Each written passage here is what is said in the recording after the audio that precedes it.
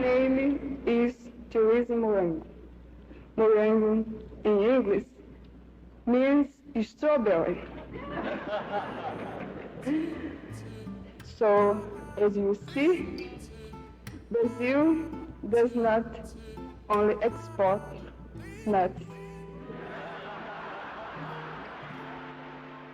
Dentre os 8 filhos de Manuel Ferreira Morango, um português nascido no Porto, e de Emir Gonçalves, uma típica amazonense do interior, Terezinha estava destinada a se tornar um ícone da beleza brasileira. Terezinha Gonçalves Morango nasceu na Fazenda Canavial, em São Paulo de Olivença, interior do Amazonas, em 26 de outubro de 1936. Ela morava na rua Alexandre Amorim, número 354, no bairro de Aparecida.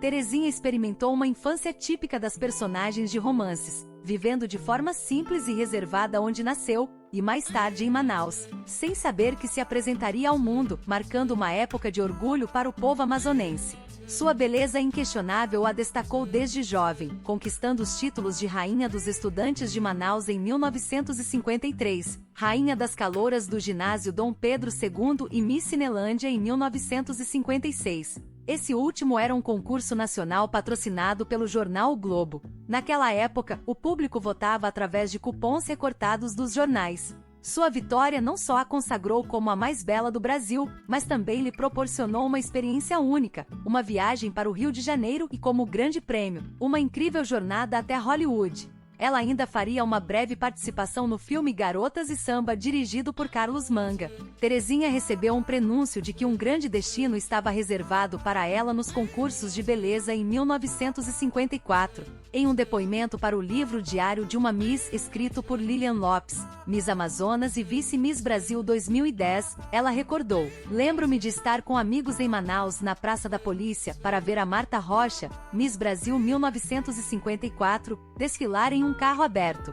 Assim que ela passou, os meus colegas brincaram comigo, dizendo que eu seria a próxima. Eu não levei a sério. Foi então que, em 1957, uma grande oportunidade bateu em sua porta. Ela foi chamada pelo Atlético Rio Negro para concorrer ao Miss Brasil representando seu estado. Terezinha entraria no concurso determinada a vencer. Ela disputou Miss Brasil com candidatas cujas idades variaram de 18 a 23 anos.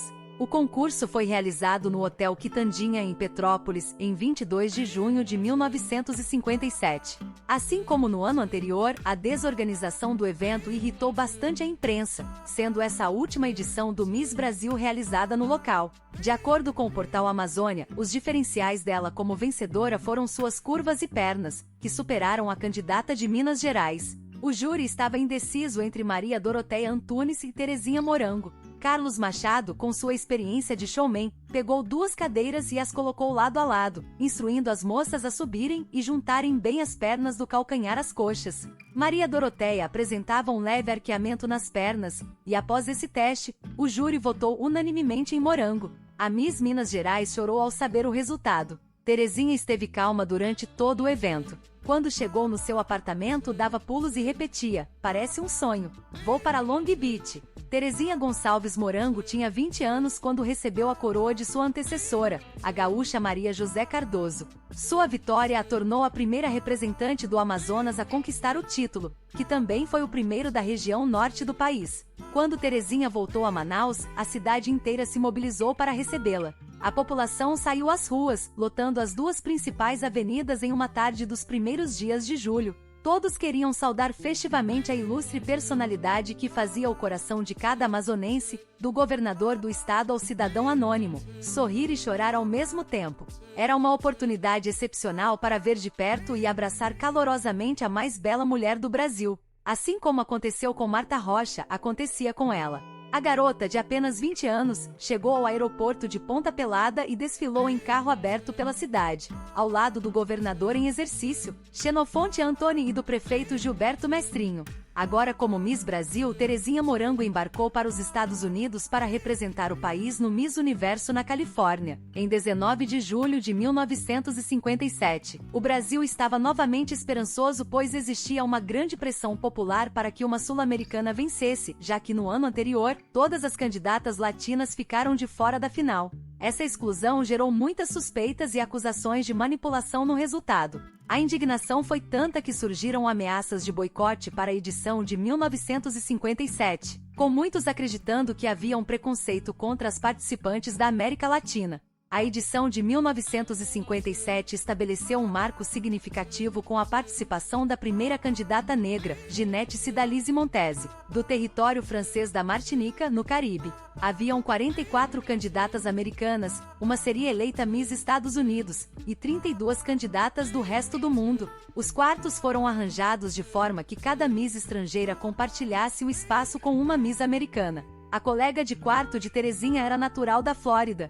Cada uma tinha que levar um presente para o prefeito. Eu levei uma pedra topázio e a minha colega levou um filhote de crocodilo, que ela deixava na banheira. Achei aquilo tão engraçado que nunca esqueci. E foi justamente na escolha da Miss Estados Unidos que houve a primeira polêmica. Leona Gage, Miss Maryland, de 18 anos, foi eleita Miss Estados Unidos, mas um telefonema anônimo denunciou que ela era casada e tinha 2 filhos. Leona negou enquanto pôde, mas após uma chamada interurbana para Dallas, foi confirmado que ela realmente era casada e já estava em seu segundo matrimônio, algo terminantemente proibido nas regras do concurso. Ela foi substituída por Charlotte Sheffield, Miss Utah, que não pôde competir porque a preliminar que definia as top 15 já havia ocorrido. Esse foi o primeiro ano em que os Estados Unidos não puderam participar de um Miss Universo. A Miss Argentina, que havia sido a 16ª colocada, foi então promovida para a semifinal. Para o top 5 foram escolhidas as Misses do Peru, Brasil, Inglaterra, Cuba e a popular Miss Alemanha, que todos esperavam ter uma vitória fácil. Quando Gertrude foi anunciada em 5º lugar, um grande tumulto e consternação tomou conta do auditório com minutos de vaias ininterruptas dirigidas aos jurados e à organização. Mr. John Miller. Thank you, that's democracy. It's not very nice democracy, but it's democracy. A indignação popular foi tanta que no dia seguinte, a cidade de Long Beach ofereceu à Miss Alemanha uma placa em sua homenagem. O próprio prefeito da cidade entregou a placa, considerando-a a vencedora moral do concurso. Com sua autenticidade amazonense, Terezinha conquistou o 2º lugar, repetindo a história de Marta Rocha em 1954. Ela perdeu para a modelo peruana Gladys Sender, que havia sido a última participante a chegar em Long Beach. Depois de ser coroada, surgiu uma grande revelação: Gladys tinha apenas 17 anos.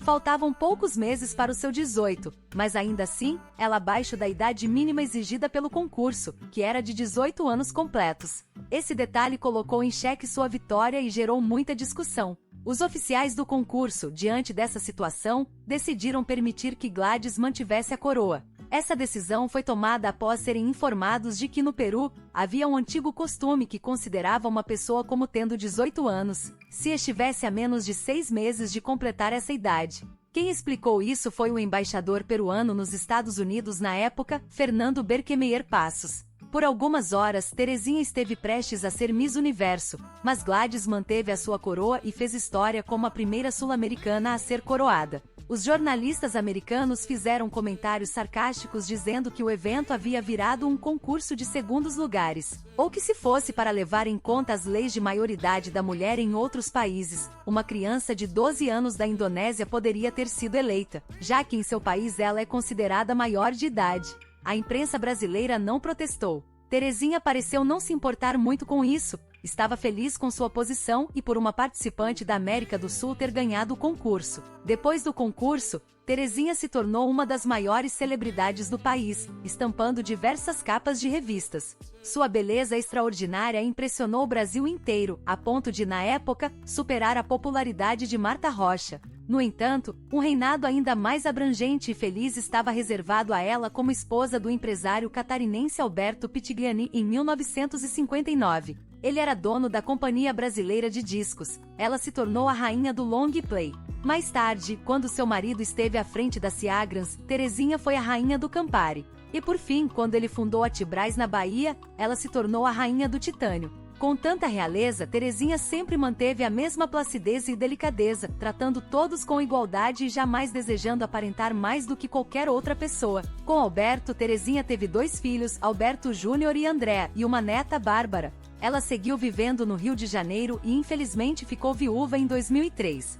Mesmo anos após o reinado como Miss Brasil, Terezinha Morango permaneceu requisitada pela imprensa. Uma das histórias que fazia questão de compartilhar era sobre seu amor pelas lendas do folclore amazonense. Em uma entrevista à revista Manchete, em maio de 1966, ela comentou: "Hoje eu tenho a impressão de que algum dia, quando era muito pequena, ouvi o canto do fabuloso Uirapuru. Sabem por quê? Porque ouvir o canto desse pássaro dá sorte, e eu sempre fui feliz, sempre.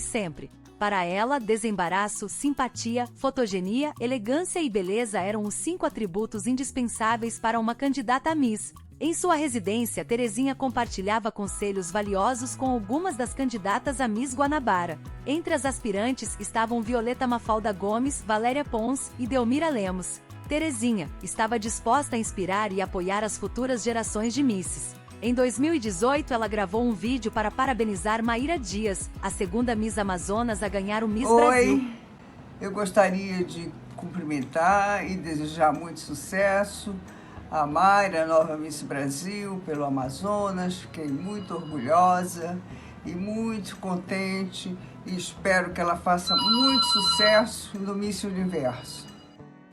A amazonense dos anos dourados que encantou o país, faleceu na manhã de um sábado, 13 de março de 2021, aos 84 anos, no Rio de Janeiro. Ela estava se recuperando de uma cirurgia no fêmur, que foi necessária após uma queda em casa e acabou sofrendo uma parada cardiorrespiratória. O prefeito de Manaus na época, David Almeida, se solidarizou com a família da ex-Miss. O Amazonas perdeu um ícone que com certeza inspirou várias jovens a sonharem a serem Miss, além de revelar ao Brasil e ao mundo a beleza da mulher amazonense. Que neste momento tão triste Deus seja a fortaleza da família e amigos da nossa eterna Miss Brasil, Terezinha Morango, disse o prefeito. Terezinha foi a mulher mais bonita que vi na minha vida. Generosa, amiga, sempre mantendo a união da família antes de tudo. Teve uma vida gloriosa, foi uma mulher muito feliz. No momento da morte não sofreu.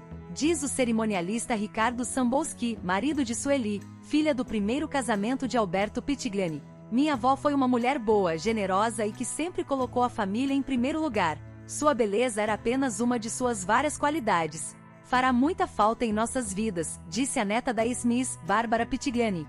Bárbara usou um colar da avó como forma de homenagem em seu casamento em 2022. Sua foto estava numa mesa ao lado do altar. Mesmo após décadas de reinado, Terezinha continuou a encantar e inspirar. Sua partida em 2021 deixou uma lacuna no coração de todos aqueles que tiveram a sorte de conhecê-la. Terezinha Morango permanecerá para sempre como um ícone da beleza brasileira e um exemplo de graciosidade e bondade.